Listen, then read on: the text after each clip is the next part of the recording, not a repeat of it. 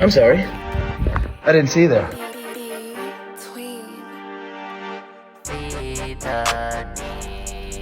I'd like to take Garrett out. You know, I've known Garrett a while, but never played against him in fantasy football, so that'd be a good one too.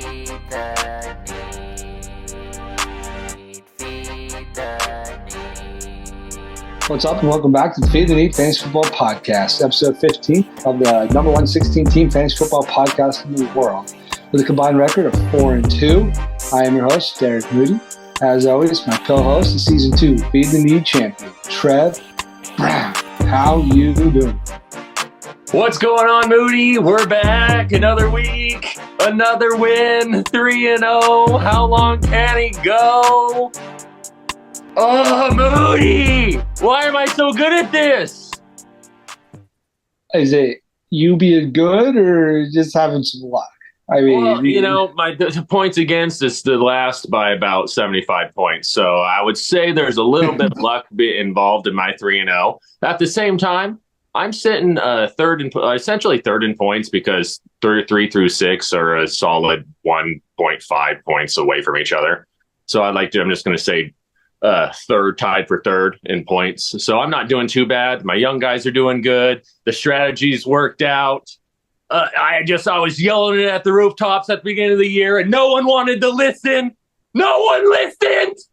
But 3-0, baby. 4-2 combined record. The hosts know what we're talking about. Well, one of us. I switched you. Dude, how was the week? It was a long week. Another slow Sunday, and then Jamar Chase for 30-something to get me up to that 90-point mark, which makes the loss a little bit better, but it still hurts. I lost to a 16 seed, and now I got another 16 seed coming this week. So if you need a win, come to me because I had lost their say. Yeah. You got to face back-to-back 16s? Yeah. I got Blackburn this week. That's the best. Yeah, if you could win them. If you could win them. Okay? That's the issue. It was a good week. A lot of good matchups. Like Quinn and Cue the Clip. But is there anybody in the league that you're excited to match up against to get that weekend and hopefully get the win and just kind of start the shit talking to them? I'd like to take Garrett out. You know, I've known Garrett a while, but never played against him in fantasy football, so that'd be a good one too.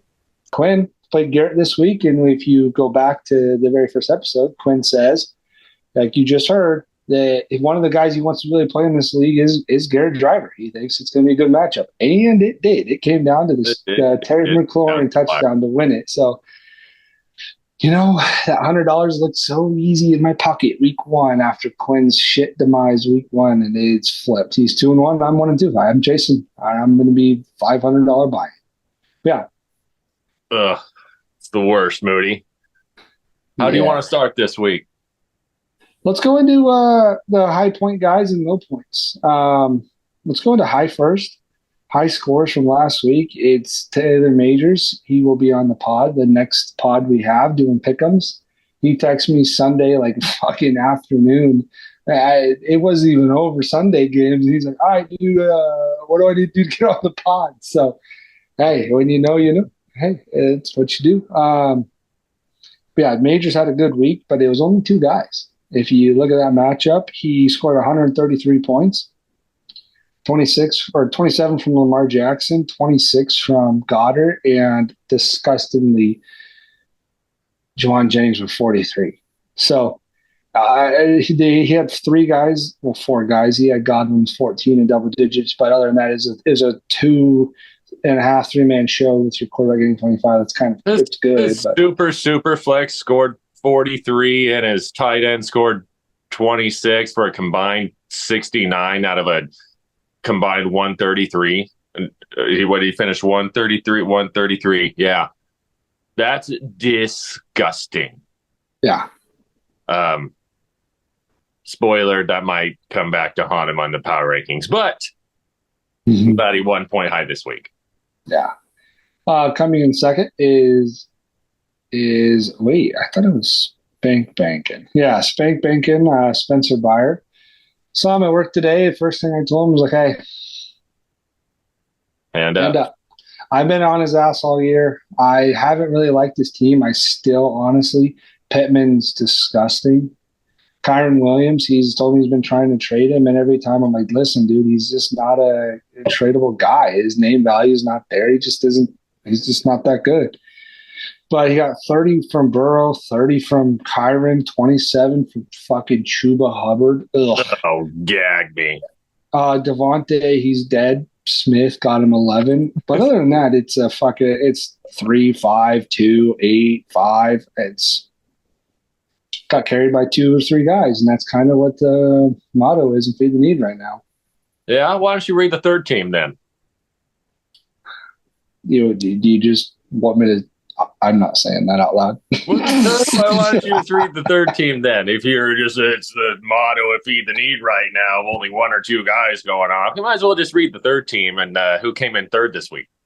Third team is my arrogant co-host here. He got Jaden Daniels go for 29, Jonathan Taylor for 28, Brian Robertson for 10, Marvin Harris Jr. for 14, and That's about it. That's about it. Andre Hopkins went for 16. Oh, that's right. He went good too. He did good too. Yeah, you gave him to me for a steal. I'm really excited about that. He's the number 1 there, dude. I don't give a fuck about his age. You sold the number 1 for 30 fab. Unreal. I am down. I'm heartbroken. I'm pretty positive. I can go do some math, but I'm pretty sure if I had him and didn't start, how much did he end with? 16 and like some change, 16.7. Yes, because I would have started him over Josh Reynolds for sure. Obviously, he had 4-6. I lost by 14-7. So, I would have been so close. I would have been pissed off. Okay, anyways, yeah, your team looks good. Like you said, it's a little bit spread out. It's not just 2 or 3 guys that win you the whole week. Now going to the low point guys, we have a repeater. We have a repeater. Mike Ellum, he's not having good weeks. He had 56.8 or 1.8 this week. Or that was this week. Sorry. Hey, Mike traded for 2 bears, dude. What do you expect when you trade for 2 bears? So, with that being said, he put up 60.26 last week. He trades Jamar Chase to me and gets sitting out A.J. Brown and Keenan Allen that's hurt as well, and DeAndre Swift they're literally talking about having a negative YPC by the end of the year. Yeah, Mike, thank you. I really appreciate you getting me out of that little hole. I understand you want AJ and whatever the hell else you got going on, but have fun having no points scored. Yeah, I mean, it's tough. You can't start Gabe Davis. You can't start Puka. And he's starting the wide receiver 3 for the Seahawks, who don't throw very much. Keenan Allen. Oh yeah, his team's just bad. I'm sorry, Mike. Yeah, if he gets some guys healthy, I understand. But it's just like by the time Puka's back, hopefully AJ comes back this week. But by the time everybody gets back, it's like, how big of a hole are you going to be in? I understand we have 12-team playoffs, but at the same time, it's just like, right. Gross. The next one here is going to be Uncle Rich. A 73-68 today or last night against you. So is this like 3 weeks in a row you played against Low Point? No, I had to put up some points last week. Did 99 to like 97 or something like that. I had to put up some points last week and I faced some points. But I haven't faced that like 110, 115 point yet. So that's been super nice this season. Kind of why I'm 3-0. Yeah. Uncle Rich's team, he has Brace Hall and Devin Singletary for 17.5. Oh, how pissed was he when Singletary dropped down at the 5-yard line, huh? It wouldn't have mattered. That's the sad part. Like, to give him that 6 It was like a 40-yard touchdown. It was like 14 point. It went from a 14 points to a 3.9. Yeah, I would be pissy too, but at the same time, it's like it doesn't matter. The next one is this guy he was the best 0-2 team out there. We had him in the playoff lock. He's now down in fucking Cancun waiting for the hurricane tomorrow, getting drunk. So Blackburn, he was 79.1. Yeah, his team just Blackburn's in Mexico. Yeah, he's in Cancun. Oh, must be nice. Yeah, right. And then him and I go to Arizona next week or next month. So, but anyways, he has Patty Etienne and just Patty went for 16, Etienne went for 10, Diggs was 14 and or pretty much 15, DJ Moore for 12. Other than that, just bleh. I think he took the first defense off the board with the Cowboys. Yes. Oh boy. Yeah. Oh boy, he's right. Cowboys look trashy. Yeah. All right. But speaking of trash, speaking of trash, we can kind of transition into some fantasy duds this week, huh? So, first one, I got 3 duds this week. 3 kind of really just jumped out to me. One is a repeat of last week. Who do you think that is? Mr. Anthony Richardson versus the Bears. Can he throw? No. Can he throw the ball? Like, he can throw the ball, but like, is this real? Like, he might be worse than Bryce Hall with accuracy, or Bryce Young with the accuracy. Yeah, and Bryce Young got benched. That's what I'm saying. And I'm just like, I'm glad he can run and he's big, and so he's got that going for him. But dude, I watched a lot of highlights this weekend, and that guy missed like some high school throws. Yeah.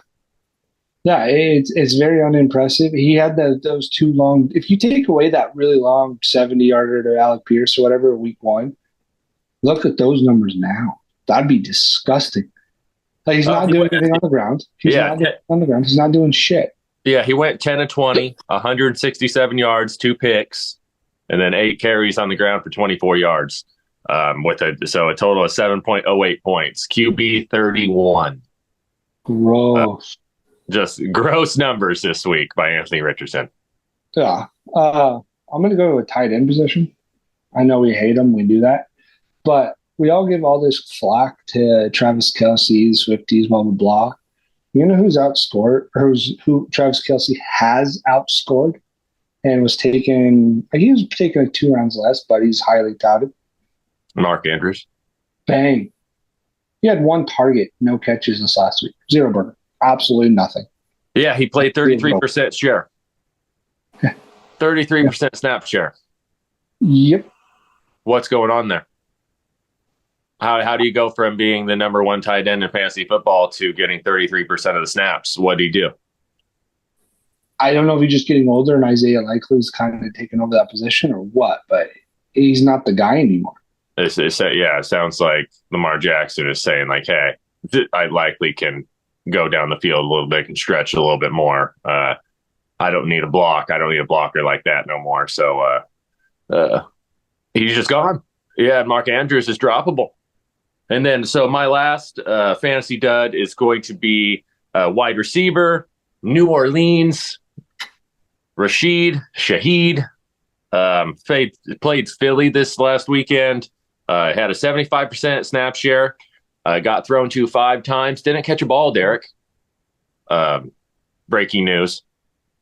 Breaking news. There's a trade has been completed. Breaking news.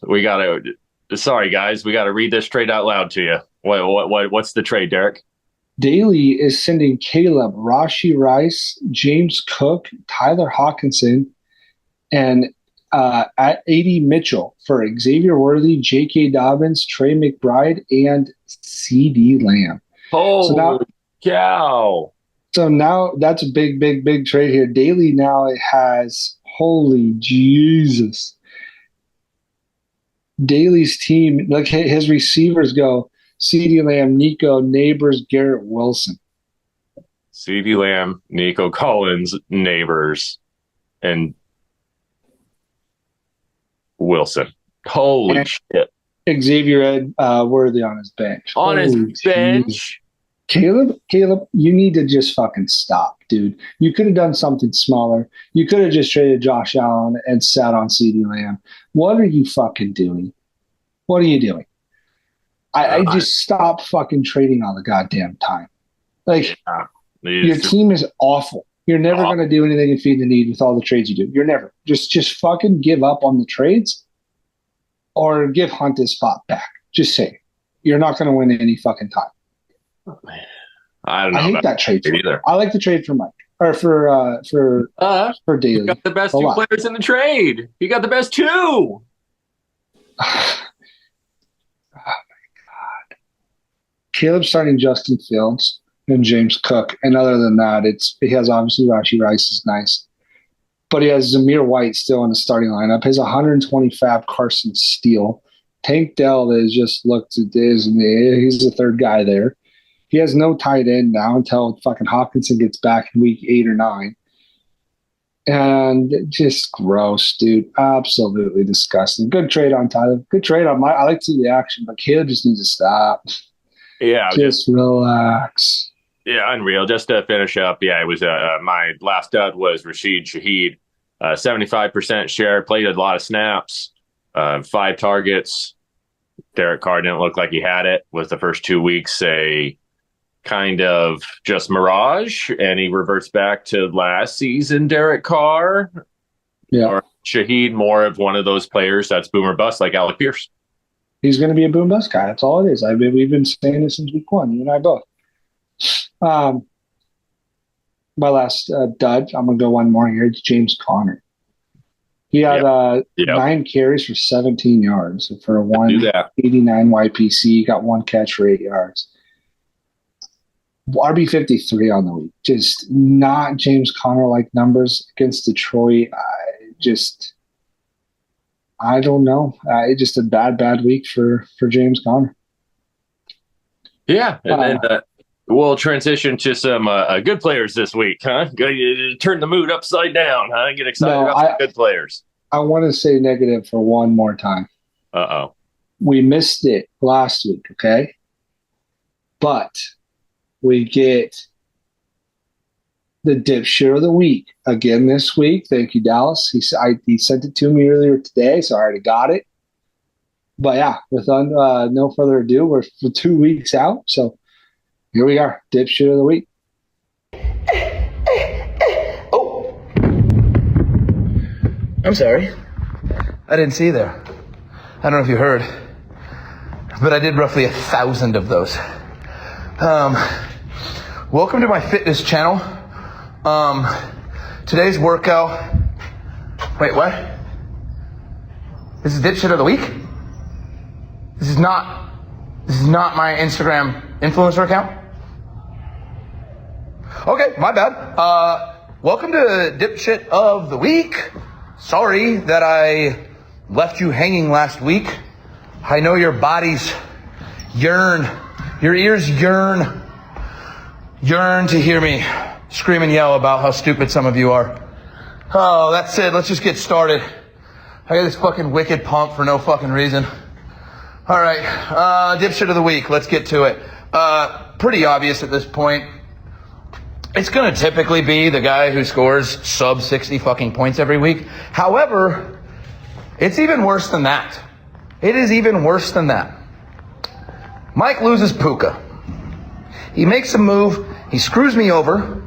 He gives me the fucking smooth-brained Tua, wide receiver 2, Jalen Waddle, and I give him CeeDee Lamb. Inevitably fixed his roster. And then he decides, Puka's hurt. It's a 16-man league. There's so much talent. There's so much talent on the waiver wires. Surely I'll be able to plug and play my roster. I'm going to trade Ja'Marr Chase for A.J. Brown, who also does not play the game of football currently. Me and him actually played the same amount of snaps the last 2 weeks. So maybe Mike wants to stash me on his roster. That said, decides to get another injured player and scores like 57 points. And Ja'Marr Chase goes for like 35. not the brightest of moves. I will agree. When Puka and them come back and you are 1-6, you'll have a fucking great receiving core, a fantastic receiving core, and you'll be in last place. So congratulations on becoming dipshit of the week. And I guess I will do my best to never leave you hanging again. So on that note, it's been fun. It's been real. Psych. There's more. There's fucking more. There is more. I'm just going to point it out. Breaking news. A trade. For what it's worth, I really like Mike's trade. CeeDee Lamb, and he got Josh Allen and Amari Cooper. Big fan. It's nice to see that you immediately went from dipshit of the week to making moves to hopefully not repeat next year. Caleb, you were awfully close doing the whole trade for a guy and then fucking 4 days later trade that guy for a different guy. Like, you were this close. But we do not have a repeat offender yet. So yeah. Good luck to everyone this week. Can't wait to see who's the dipshit of the week next week. Bye-bye. Now we'll transition into some fantasy studs. How about this guy being on the list 2 weeks in a row? I bet you can guess who that is, Moody, huh? Josh Allen. On the fantasy studs? On the studs? Josh Allen scored 7 points last week. Marvin Harrison? Malik Neighbors. No, there it is. Malik Neighbors against Cleveland this week. Another 2 touchdowns, another 12 targets, another 8 catches. He had 2 carries, for Christ's sakes. He only had 4 yards on those carries, but at the same time, they're doing everything for him. This guy, I traded him for a bag of fucking potato chips. Oh, Brian Thomas, Rico Dowdle.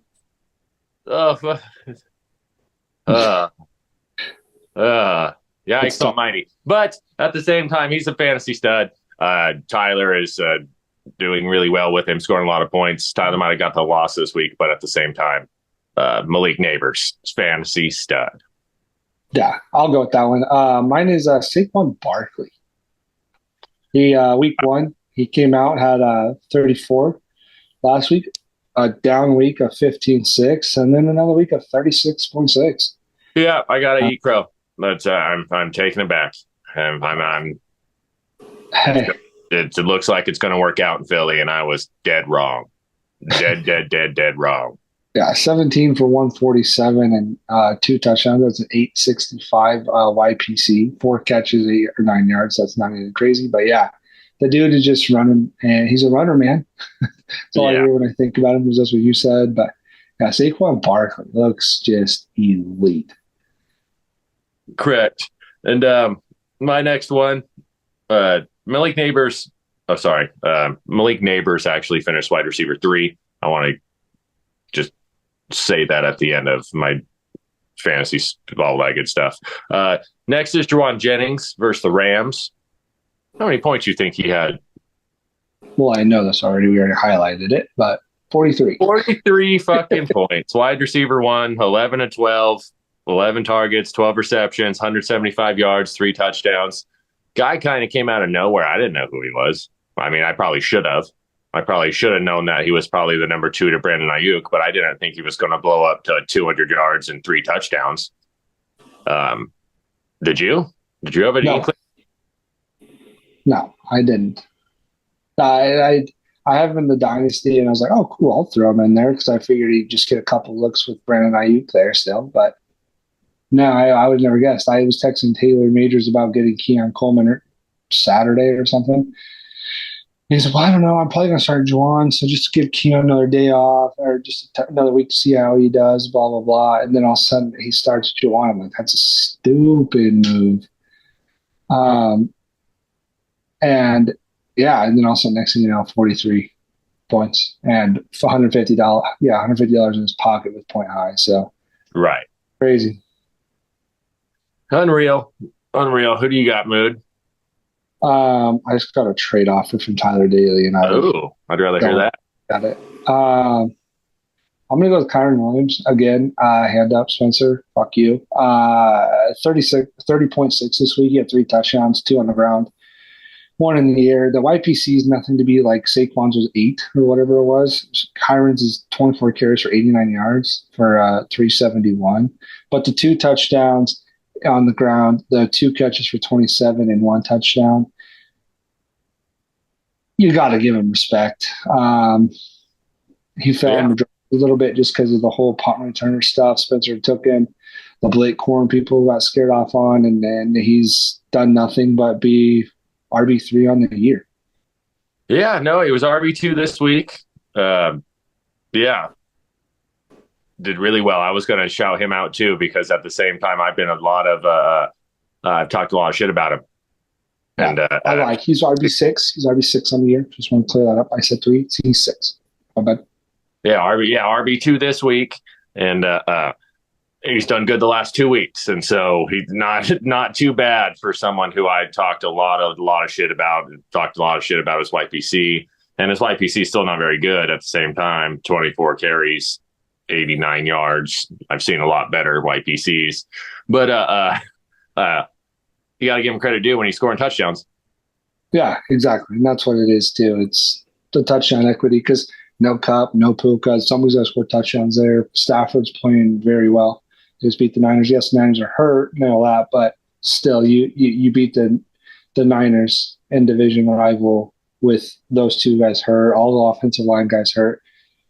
Hey, give it to Kyron, give it to Stafford. Well, in that mood, what else you got?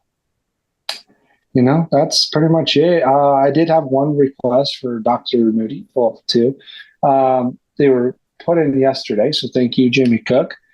The update on Najee Harris is he's going to be completely fine, no limitations. He was in a sling, which is just very weird. He'll be fine this week, good to go. Jaylen Warren is the other one. He's going to be out a week or 2 with whatever the hell he's got going on, his knee or his ankle, I don't remember, but he's out a week or 2.